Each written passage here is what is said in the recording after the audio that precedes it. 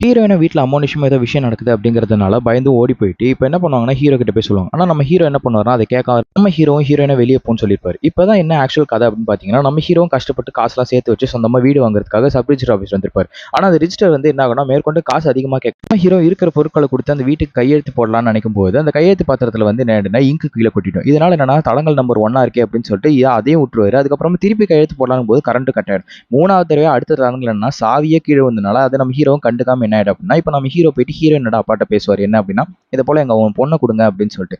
நம்ம ஹீரோயின் அப்பா என்ன பண்ணுவாருன்னா, பொண்ணுகிட்டயே பிளாக்மெயில் பண்ணி, "இது போல வந்து எனக்கு லவ் எல்லாம் வேணாம்" அப்படின்னு சொல்லிட்டு போயிருவாரு. இப்ப நம்ம இத கேட்கிற ஹீரோ வந்து மனம் உடைஞ்சும் போயிருவாரு.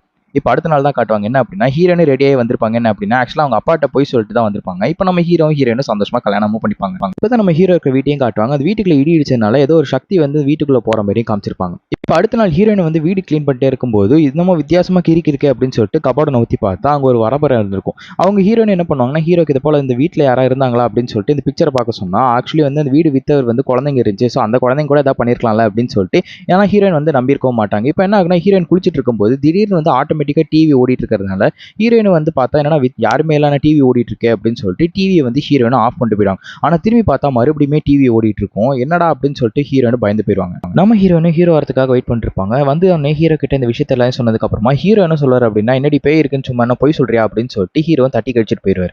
இப்ப சின்ன பையன் வந்து கேம் விளையாடிட்டு இருக்கும்போது திடீர்னு ஓடிட்டு இருக்கிற ஃபேன் திடீர்னு ஆட்டோமேட்டிக்கா நின்னதுக்கு அப்புறமா அந்த பையனும் பயந்துகிட்டே வந்து செவுத்துக்கிட்ட பார்த்தா எரியாத லைட் டக்குன்னு எரிஞ்ச உடனே இந்த சின்ன பையனை திரும்பி பார்க்கும்போது அந்த கபோர்ட்ல இருந்து ஆட்டோமேட்டிக்கா திறந்த உடனே அந்த பையனை சரி ஏதோ இன்னமும் இருக்கு அப்படின்னு சொல்லிட்டு கபோர்டை திருப்பி க்ளோஸ் பண்றோம். இப்போ என்ன ஆகும் அப்படின்னு பார்த்தா திருப்பி அந்த கபோர்டு ஓப்பன் ஆன உடனே அந்த துணியெல்லாம் கலைஞ்ச உடனே இந்த பையனை சின்ன பையனும் உள்ள போயிட்டு டக்குன்னு என்ன ஆயிடும் அப்படின்னா அந்த கபோர்டு ஆட்டோமேட்டிக்கா க்ளோஸ் ஆயிடும். இந்த பக்கம் அப்படியே நம்ம ஹீரோட வீட்டை தான் காட்டுவாங்க. நம்ம ஹீரோயின் வந்து வாட்டர் டேப் ஓப்பனே பண்ணியிருக்க மாட்டாங்க. ஆனால் வாட்டர் டேப் ஆட்டோமேட்டிக்கா ஓப்பனே க்ளோஸ் ஆகிறதுனால ஹீரோயின் பயந்து மேற்கொண்டு எலக்ட்ரீஷியன் கூப்பிட்டு நம்ம ஹீரோ கன்ஃபார்ம் பண்ணிருப்பாரு என்ன அப்படின்னா வீட்டில் எந்த பிரச்சனையும் இல்லை அப்படின்னு சொல்லிட்டு ஹீரோயின்ட்ட சொல்லும்போது ஹீரோயின் நம்பவே மாட்டாங்க.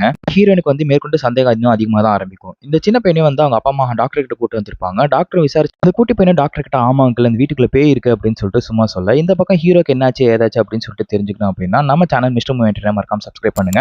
மேலும் இன்னொரு விஷயம் நம்ம mister movie entertainment 700 subscribers reach ஆயிடுச்சு. ஸோ அடுத்த மேற்கொண்டு கண்டென்ட் பார்க்கணும் அப்படின்னா சப்ஸ்கிரைப் பண்ணிட்டு